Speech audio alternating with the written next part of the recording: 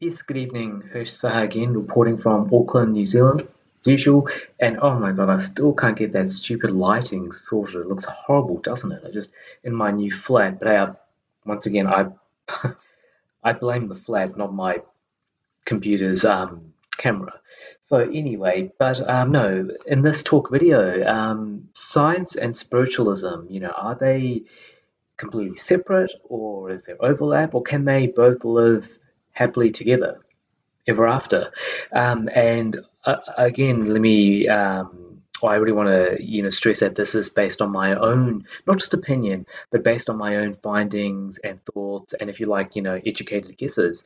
Um, I know that, for example, if you look at science and religion, they are very separate in many ways, unless you argue that okay, science is there, but it is simply God's way of creating everything you see before you. Science is there, evolution is there, the laws of physics are there, but it was God created all those rules, if you like. If you like, I'm not saying that's the truth. I don't know for sure. I wish I did, but that is something that someone could argue. But usually, many people would regard, science and religion as very separate. Religion saying that, like the first lines of the Bible say, you know, in the beginning, God created the heavens and the earth, or heaven and the earth, if I'm incorrect there. So, and basically, God created the world in 6 days and rested on the seventh, at least according to the Bible and Christianity. So, religion is saying that God created it all and there's a purpose for everything, there's a reason for everything, all that, divine intervention, if you like. Whereas science is saying that, it started with the Big Bang. We might not be entirely sure what was there before that or even what caused that, but, it started with the Big Bang, and ever since then, things have been basically evolving.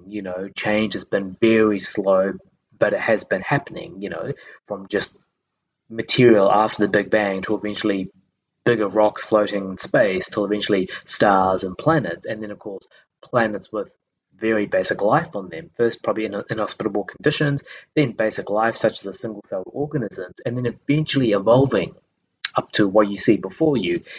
If you regard as what you see before you as anything good, if you know what I mean. But yeah, with each generation, you improve that much more, change that much more. So, you evolve, and then over many generations, thousands, even millions of generations, suddenly you're much different than you were when you start off with. That's basically science in a nutshell. But I've always thought that spiritualism is quite interesting. And of course, different, not all religions are the same. Different religions, capture parts of spiritualism. Some religions capture it more than science. Like, for example, in Hinduism, which is one of the oldest religions of all. In Hinduism, they talk about, reincarnation and the many lives, and some people would regard reincarnation and many past lives or having past lives and future lives. Some people would regard that as spiritualism, right?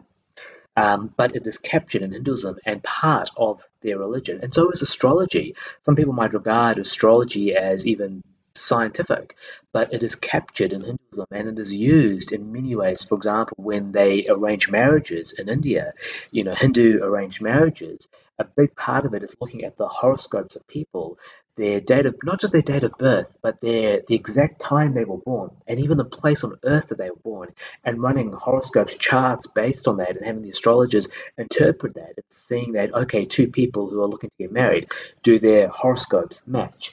In addition to them being, say, of the same caste system and the two families being, happy with each other, things like that. So it's interesting, a religion like Hinduism not just being, polytheistic. Polytheistic means, more than one god. Monotheistic means just one god, such as Christianity or Judaism or Islam. But polytheistic means many gods and goddesses. Goddesses such as, Hinduism and I think the ancient Egyptian religion as well. So, so basically, but I've always, so some religions capture spiritualism more than others, and like I was just talking about, Hinduism even seems to capture astrology, and I've always thought that very interesting. And why I said astrology is, well, I guess you could say arguably scientific. I really got to do something about those damn lights. Why you could say that astrology is scientific is because using when you entered the world. the date and time you were born and where on the planet you were born, the way the stars and planets were at that exact moment. And one way to look at it, well, one way which I've interpreted as looking at it is, for example, they say that the moon really the moon with its gravity has a lot of effect on Earth. For example, it holds Earth in place, otherwise the Earth would be constantly tilting and it would not be hospitable to life. And as they say, believe it or not, 85% of the human brain is water. That explains it. But 85% of the human brain is water. So just like the moon controls the tides on Earth, tides go in and go out. The moon controls, at least in part, or arguably, people's behavior, maybe shifting water from one side of the brain to the other. That is, I think, what it is at least in part based on, and therefore affecting people's behavior. And people even talk about things like the full moon and people's behavior, and the so-called lunatic is someone who's driven crazy by the moon, and that's where that term comes from, lunatic. So it's interesting, and you could really regard that as scientific, right? Because it's about the moon and gravity and the effect that gravity has on people's brains and therefore their behavior.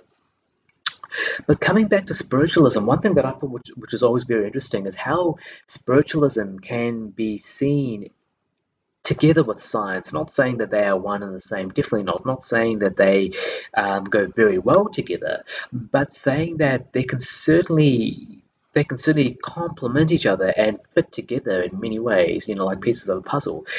Basically, because if you look at it. Here's an interesting example, like say 1,000 years ago in the medieval times, when people suffer from a mental illness known as schizophrenia, multiple personalities. In the medieval times, roughly or about 1,000 years ago, others will look at them and think, "Oh my God, they're possessed by demons." They're possessed by demons. But now we know that schizophrenia is a legitimate mental illness and it has absolutely nothing to do with being possessed by demons. It is completely to do with what's in here. And like I said once in another talk video, your mental well-being, your happiness, believe it or not, I remember reading in a book one time, and I didn't believe it at first, but I think now I do. But I remember reading in a book, it said that your mental well-being and happiness, it's about 50% based on genetics, 40% based on the balance of chemicals in your brain, and that's what antidepressants, are getting at, trying to, bring that, keep that balance or make it better. So 50% based on genetics, 40% based on the balance of chemicals in your brain, and believe it or not, only 10% based on circumstances. Only 10% based on circumstances. I really didn't believe that when I first read it, but now I'm coming to sort of believe it more. Um, but coming back to spiritualism, like just like using that example, schizophrenia, 1,000 years ago or so, people thought that those who had schizophrenia were possessed by demons, and now we know that schizophrenia is a proper mental illness, which could even be caused by a huge imbalance of chemicals in the brain. So we figure these things out as time goes on, as we progress, as we learn more, as science advances. And that's why I think that spiritualism and science can actually really go well together, like those pieces of a puzzle. Because even something like, say, life itself, life could be some form of energy or whatever, or even matter that moves from one body to another. We just haven't fully figured it out yet. Maybe we will figure it out at someday. Maybe someday before I'm gone, we'll figure it out. Or maybe we will never figure it out, right? But life could be some form of energy or matter that travels from one body to the other. And when one body is done, when it ages or it's deteriorated or it simply dies, the life moves from that body to another body. And if that is true, that would immediately explain both spirits, ghosts, and reincarnation, right? And personally, I do believe in both those things, spirits and reincarnation, simply because there is so much evidence for them. There is so much evidence for the existence of spirits. There really is. There is so much evidence, and that includes even ghost photography and what many people have seen at once, and all sorts of happenings that have happened, which people have really concluded in the end ultimately were caused by ghosts. And reincarnation, where you have young children who are very, very young, and they can recall their past lives in the to the most minute detail, even like not just who they were, where they lived, what they did, who they were married to, but even something absolutely very specific like, oh, which side of the pantry did we keep the sugar on? And then, investigators go and check out what they've said, and unbelievably, their what the little children said about their past lives were uncannily accurate. You know, so I do believe in both spirits and reincarnation because there's a lot of evidence to support them. And again, while that comes under spiritualism, sometimes some religions, like we saw in Hinduism earlier, it could ultimately just be a form of science that we haven't fully figured out yet. So maybe that's what life is. Some, form of energy or matter that travels from one body to the other, and that, of course, would immediately explain both spirits and reincarnation.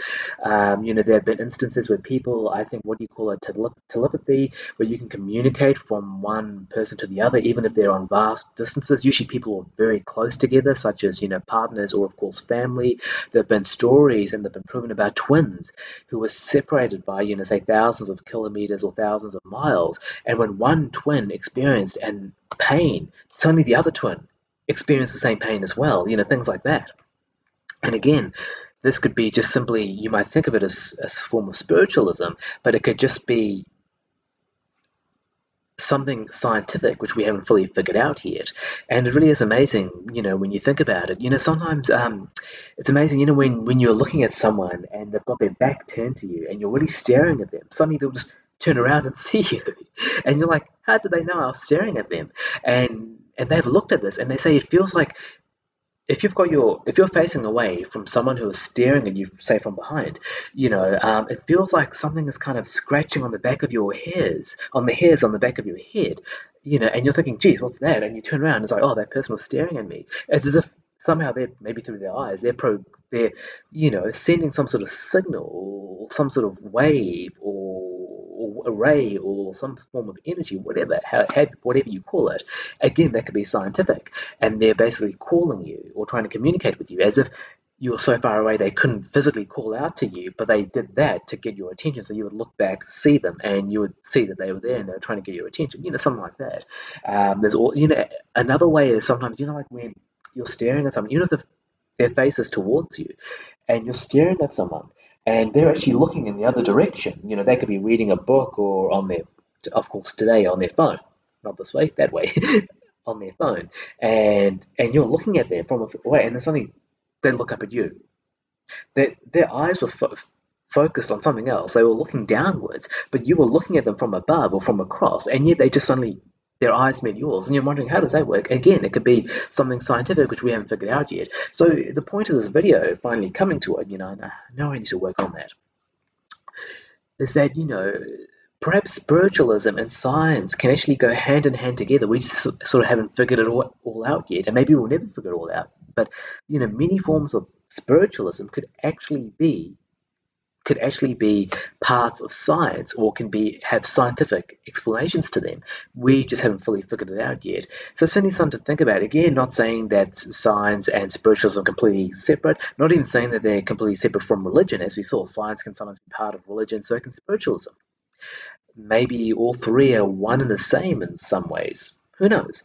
But yeah, just on this video tonight, yeah, perhaps many areas of spiritualism, perhaps ultimately all areas of spiritualism are really just, you know, parts of science that we haven't fully figured out yet. They all ultimately have a scientific explanation. Certainly food for thought. Thank you.